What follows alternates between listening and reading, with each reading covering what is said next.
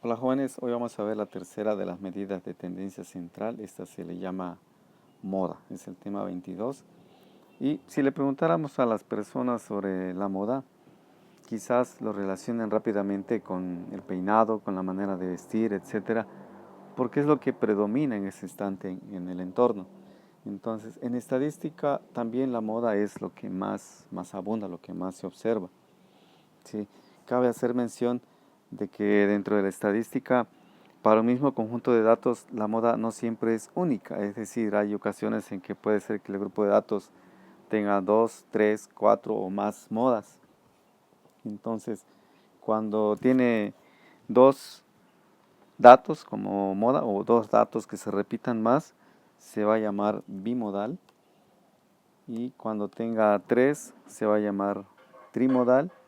Y cuando tenga más de tres, se le va a llamar multimodal. Entonces tenemos la bimodal, la trimodal y la multimodal, ¿sí? Relacionadas con dos modas, tres modas y más de tres modas. ¿Sí? Aquí si observamos el ejemplo, dice, para ilustrar el cálculo de la moda consideremos el siguiente conjunto de datos. Aquí tienen todos los datos y como se presentan los datos resulta problemático que de un solo vistazo encontremos la moda, por lo cual se hace la recomendación para que sea más fácil detectar cuál es el dato que se repite más, que se ordene. Si una vez ordenados ya se puede observar rápidamente cuál es el dato que más se repite. ¿Sí? Entonces es una estrategia, una manera de cómo poder encontrar la moda en datos no agrupados. ¿Sí? Ahora, cuando se trata de datos agrupados existe una fórmula que se utiliza, que es esta, la cual relaciona el límite real inferior más E1, que en este caso es el exceso de la frecuencia modal sobre la frecuencia de la clase contigua inferior. Entonces nos obliga a que primero identifiquemos dónde está la clase modal para que a partir de ahí identifiquemos la inferior y podamos obtener E1 y a partir de ahí también podamos identificar la frecuencia superior y podamos identificar E2. ¿Sí? Enseguida vamos a ver un ejemplo de cómo se utiliza esto. Ahora, como les decía hace un momento, para poder aplicar la fórmula, lo primero que necesito es saber cuál es la clase modal. Y la clase modal va a ser donde está localizada la moda. También les comenté que la moda es lo que más abunda, entonces nos vamos a fijar en la columna de frecuencia y vamos a observar cuál es el valor más alto en la columna de frecuencia. En este caso tenemos que es 26, entonces decimos que esta es la clase modal, así se le conoce. ¿Sí? Entonces ya que tenemos la clase modal identificada, ahora vamos a encontrar los datos. Encontramos primero el límite real inferior, en este caso, obviamente va a ser de la clase modal, el límite real inferior deberá ser obtenerse de estos dos datos entre 24 y 25 y entonces el resultado será 24.5. ¿Sí? Para obtener E1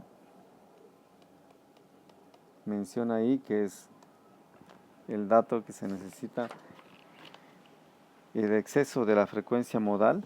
Recuerden que la frecuencia modal es esta sobre la frecuencia de la clase contigua inferior, es decir, con la que está antes. Entonces voy a anotar la operación, sería aquí 26 menos 15. Ese sería el valor para E1. ¿Sí? En este caso serían 11. Ahora determinemos E2. E2 menciona que es el exceso de la frecuencia modal. ¿Sí? Recuerden que es de la frecuencia modal. El exceso, repito, de la frecuencia modal sobre la frecuencia de la clase contigua superior. Ahora es con la que sigue. Entonces esto es hacer 26 menos 20. ¿Sí? Acá tenemos 6 unidades. Luego tenemos que determinar el tamaño de intervalo. Eso ya saben cómo obtenerlo. En este caso es 7. ¿Sí? Les recuerdo por si no lo tienen en la mente, obtener el tamaño del intervalo es sacando de la columna del límite superior o del límite inferior, obtenemos la diferencia, por ejemplo, de 17 menos 10 o de 39 menos 32, donde ustedes gusten, y ahí obtienen el resultado. Lo que sigue es sustituir los datos en la fórmula y hacer la operación. Entonces sería la moda igual a 24.5 más, tenemos E1 que es 11 más 6 que es E2, y esta operación lo vamos a multiplicar por 7. ¿Sí? Obviamente aquí debemos hacer primero la operación que está dentro del corchete, después multiplicar por 7 y al final sumar con 24.5 para obtener la respuesta. En este caso la moda nos debe dar un resultado de 29.03. Sí, ese sería el resultado después de aplicar la fórmula. Y finalmente, para hacer un ejercicio más, resolvamos el inciso A, que propone en la antología. Dice: calcula la moda de los siguientes conjuntos de datos. Aquí se puede observar que es únicamente un número que se repite más veces, y es el 4. Entonces, para el inciso A tenemos que la moda es 4. ¿Por qué es 4? Porque es el número que más se repite, y si observan tiene 3 apariciones en total. ¿Sí? ¿Cuáles son? Pues aquí hay 1, 2, 3. El que más se le acerca es el 5 con 2 repeticiones, el 6 tiene 2 repeticiones, el 8 tiene 2. Entonces este es